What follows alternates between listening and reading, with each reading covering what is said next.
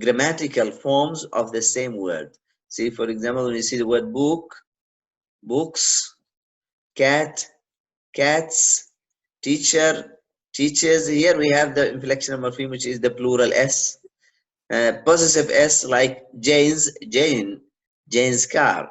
You see if C's, you see F C's, and students, the possessive s here.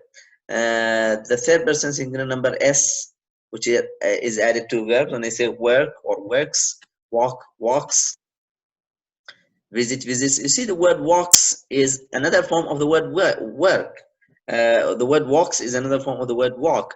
The word works is another form of the word work. Visits is another form of the word visit. Possessive, progressive ing, work, working, walking. Past tense ed, past participle ed or en. So inflectional morphemes, again, to make it clear for you, I'd like you to pay attention to inflection morphemes, because in English we have only 8 inflectional morphemes. All other morphemes are called derivational. Again, how many inflection morphemes do we have in English? We have 8. 8. Others are all Differential. derivational. We said Bond morphemes, if you remember, Bond morphemes can be derivational or inflectional. Derivational or inflectional. How many inflectional do we have? We have only 8 inflectional. Others are all derivational. We say when I talk about Bond morphemes, you keep in mind a Bond morpheme in English is either a suffix or A prefix. a prefix. Any bound morpheme in English is either a suffix, prefix, or an infix. But infixes are hardly occur in English. They hardly occur in English. So let's see what are the 8 inflectional morphemes. The 8 inflectional morphemes are those. 2 of them are added to nouns. 2 suffixes can be added to nouns. The plural s and the possessive s. So how many do we have here? With nouns we have 2. With verbs we have 4. The third person singular number present tense s. For example, I say walks, works, helps, talks, visits.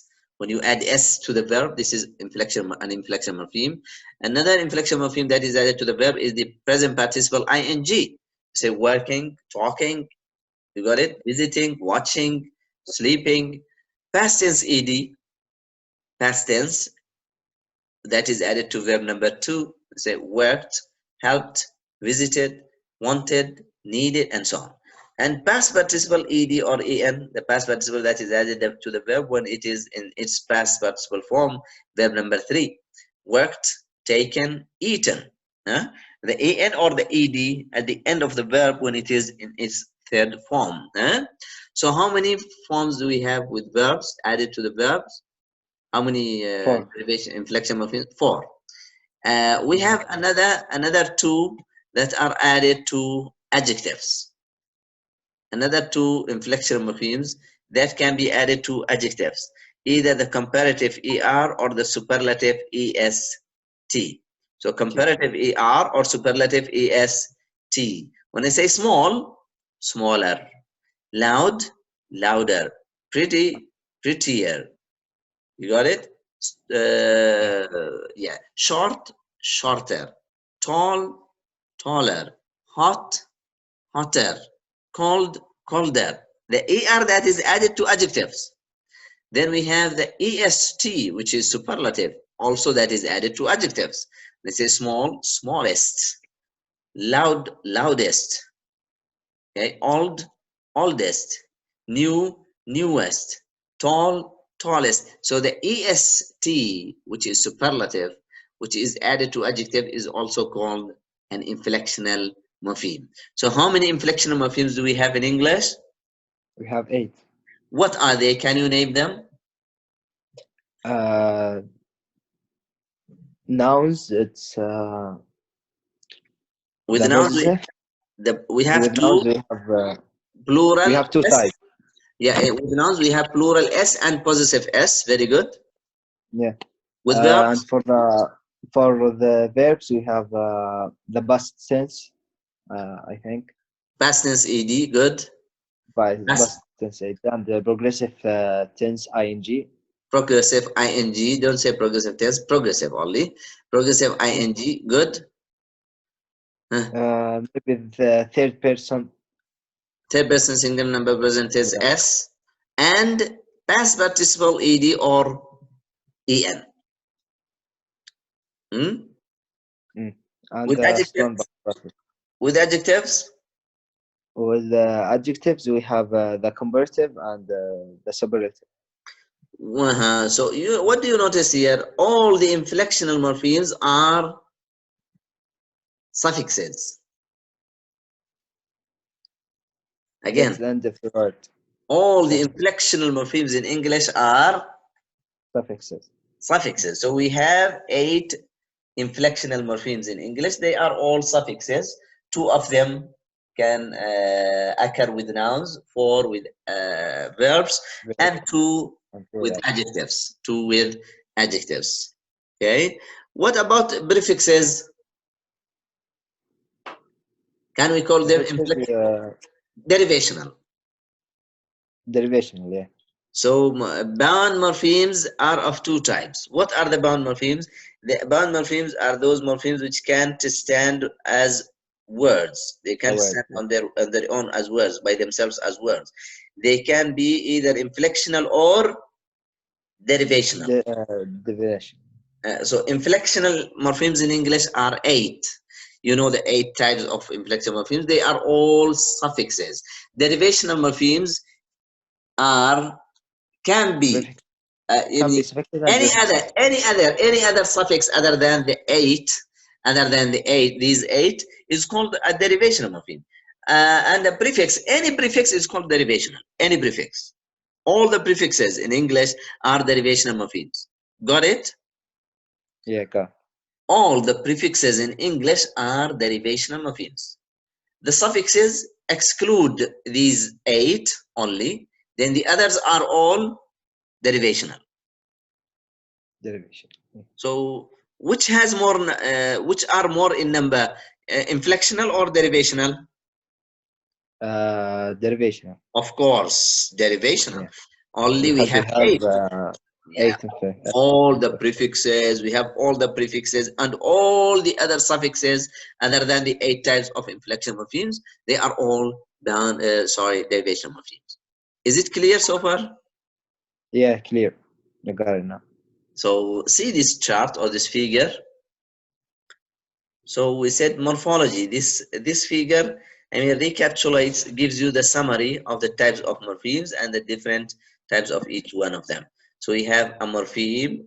We said morphology is the study of morphemes. Morphemes are the smallest, we can say, the smallest units or the minimal units of meaning or grammatical function. A morpheme can be either free or bound. A free morpheme is either lexical or a free morpheme is either lexical or functional. Functional. Yeah. A bound morpheme can be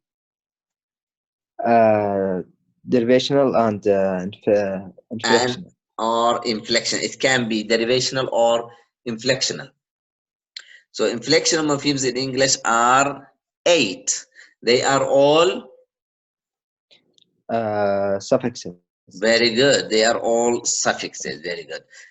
Lexical morphemes, which are free. Lexical morphemes in English are called open class. Yeah, open class. What about functional morphemes? Are they open? No, closed. Why do we call lexical morphemes as open class? Because we can create another lexical morpheme from the same morpheme. Because we can create new lexical morpheme. New lexical morphemes can be created or coined. Yeah. But functional morphemes are closed because we can't add. We can't create new functional morphemes. See here, bound morphemes. Find the 8 types of inflection morphemes in the sentences below. Do this exercise. Tell me what are the different or the inflectional morphemes in these sentences. Do the exercise.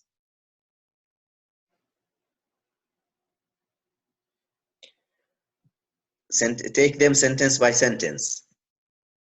Okay.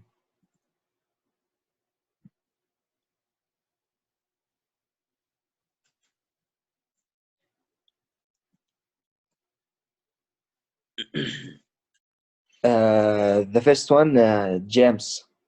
It's the S, the possessive one. Very good, James. Yeah. And the second, is there another inflectional morpheme here?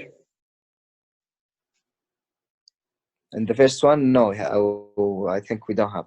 Just What S. about sisters?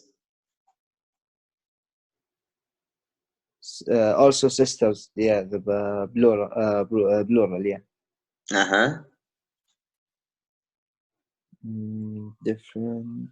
What about the AR in the word sisters? Huh? The AR Maybe suffix. it's a suffix. Yeah, Uh-huh. it's a suffix. It's a suffix, but what kind of morpheme? Is it inflectional or derivational? Inflectional, Why is it inflectional? because it is a suffix, and Uh-huh. I don't know which kind of the inflectional one, but I think it's inflectional. So again, so the word sisters has how many morphemes first? How many morphemes? Sister, three morpheme. Sisters. Huh? Sister, two morpheme. No, sisters with plural S. Sisters, three morphemes. Three morphemes. We have the plural S, then we have ER, also suffix. Not the ER here, sister. Is it a suffix in this word? No, the suffix is S. the plural S. So the Yeah, word sisters here has only two morphemes, sister plus plural S. S. Yes. Plural S is inflection morpheme. So here in this sentence, we have how many inflection morphemes? Possessive and Sisters. the plural S and the word sisters. In the second sentence, identify the free morphemes, the inflection, I'm sorry. One likes to have fun and is always laughing. Likes and laughing. Yes, very good. What are the inflection morphemes? The possessive S and likes. It's not possessive here. Do you know what the possessive S is? A possessive No, S is that it's not possessive. It's with the verb. So I think it is third person. third person. Yeah, with the verb, and the laughing, the progressive ing. The ing progressive. Yeah. Very good. Very good. So we have the progressive and the third person singular number present tense S. Possessive S is that S which occurs usually which occurs with apostrophe. It is attached to a noun. Got it? Yeah, got it now. In sentence number 3, how many morphemes do we have here? The other liked to read as a child and has always taken things seriously. Liked and thinks. Like good things and Taken. taken. Very good. All the suffixes added to the words liked, taken, and things, ed, en, and s are inflectional morphemes. Very good. Sentence number 4. Loudest and maybe quarter and Quieter, yes, quieter. quite. Good. Yeah.